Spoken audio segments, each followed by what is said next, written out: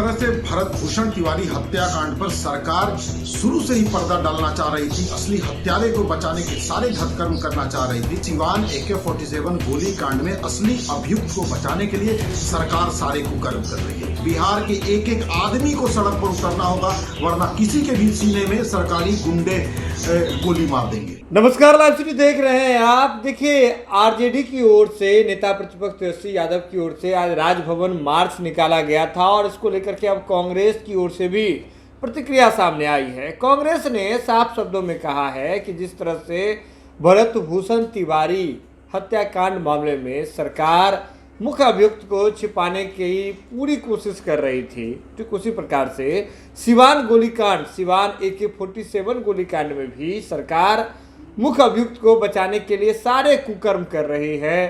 Court में भी बोल रही है, अलग तरह की बातें बोल रही है, जबकि सच्चाई इस सबसे परे है। और ऐसे में जब कोई व्यक्ति जो बिहार का नेता प्रतिपक्ष है वह जब सड़क पर उतरा हुआ है तो बिहार के तमाम लोगों को बाहर निकलना होगा, नहीं तो किसी दिन सरकार की जो गोली है, सरकारी गोली किसी के भी सीने में घुस जाएगी, फिर जवाब देने के लिए कोई नहीं रहेगा। देखिए कांग्रेस क्या कुछ कह रही है।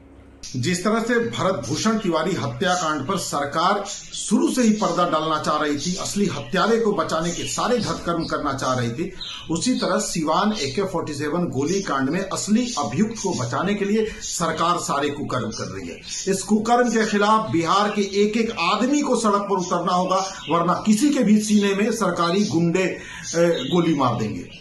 इसलिए आज विपक्ष का प्रमुख चेहरा अगर पटना की सड़कों पर है, राजभवन मार्च कर रहा है, तो बिहार की जनता को उसका साथ देना चाहिए, वरना ये जुल्म का चक्का और तबाही आपके सीने को जरूर कुचल देगा। तो वीडियो देख लिया आपने, कांग्रेस ने इस पूरे मसले पर किस तरह से अपनी बातों को रखा है, आपने देखा है। आपको बता दें कि जिस तरह से नेता प्रतिपक्ष तेजस्वी यादव आज राजधानी पटना की सड़कों पर निकले हुए थे, आरजेडी के तमाम लोगों के साथ निकले हुए थे। राजभवन मार्च का कार्यक्रम था, छात्रों के मुद्दे को लेकर के, सिवान AK-47 गोलीकांड जो हुआ उसको लेकर के नेता प्रतिपक्ष तेजस्वी यादव राजधानी पटना की सड़कों पर थे और आरजेडी राजभवन को घेरने के लिए जा रही थी, लेकिन बीच में ही प्रशासन की ओर से उन्हें रोक लिया गया।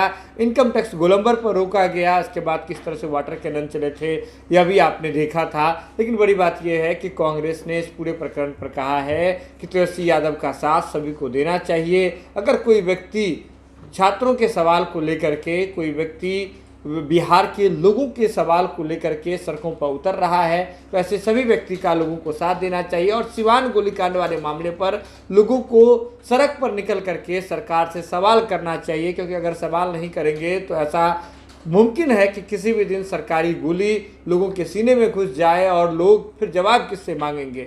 तो देखिए कांग्रेस ने क्या कुछ कहा है, ये आपने सुना। ये खबर आप लाइव सिटीज के YouTube प्लेटफॉर्म पर देख रहे हैं तो आप सब्सक्राइब कर लें, फेसबुक पर देख रहे हैं तो फॉलो कर लें। जुड़े हैं लाइव सिटीज के साथ, खबरों का सिलसिला लगातार जारी।